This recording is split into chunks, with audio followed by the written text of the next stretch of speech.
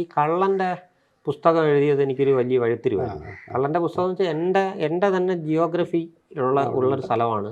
എൻ്റെ പ്രദേശത്തുള്ള ഒരാൾ, അതിൻ്റെ അകത്ത് പങ്കെടുക്കുന്ന കഥാപാത്രങ്ങളൊക്കെയും എനിക്ക് എൻ്റെ ബന്ധുക്കളോ അല്ലാത്തവരോ ഒക്കെ ആയിട്ട് നിൽക്കുന്ന, ഞാൻ ആ എഴുത്തുകാരൻ എന്നുള്ള രീതി ഞാനും അതിൻ്റെ അകത്ത് ഇൻവോൾവാണ്. പക്ഷെ അത് ആൾക്കാരിലേക്ക് എത്തിയ ഒരു റീച്ച് എന്ന് പറയുന്നത്, അല്ലെങ്കിൽ അവരത് ഉൾക്കൊണ്ടൊരു ഒരു ഒരു ഒരു രീതി തന്നെ വല്ലാതെ മാറ്റിമറിച്ചാണ്. നമ്മൾ കൊല്ലത്തൊക്കെ പറയും യഥമുള്ള, നമ്മൾക്ക് പറയാം, ഇതുപോലെ വേറെ ഒരാൾക്കും പറയാൻ പറ്റത്തില്ല, നിങ്ങൾ പറഞ്ഞാലേ ഇത് ശരിയാവത്തുള്ളൂ എന്ന് പറയുന്ന തരം കഥകളുണ്ട്. അതുവരെയും പലപ്പോഴും നമ്മൾ ഈ പറയുന്ന കണക്കുള്ള ഉത്തരാധികത, മറ്റത് മറിച്ചത് എന്നൊക്കെ പറഞ്ഞിട്ടുള്ള ഒരുപാട് തരം പരീക്ഷണങ്ങളും തട്ടിപ്പുകളിലും വന്ന് പെട്ട് കിടക്കുകയായിരുന്നു. ഇപ്പം ഇന്ന കഥകൾ എഴുതണമെങ്കിൽ ഒരു ഇത്ര തരം മാസികകൾ, ഇത്ര ഇങ്ങനെയൊക്കെ പറഞ്ഞിട്ടുള്ള പലതരത്തിലുള്ള ഇത്. അപ്പം ഞാനത് ഇത് വന്നതോടുകൂടി തന്നെ ഇത് വിട്ടു.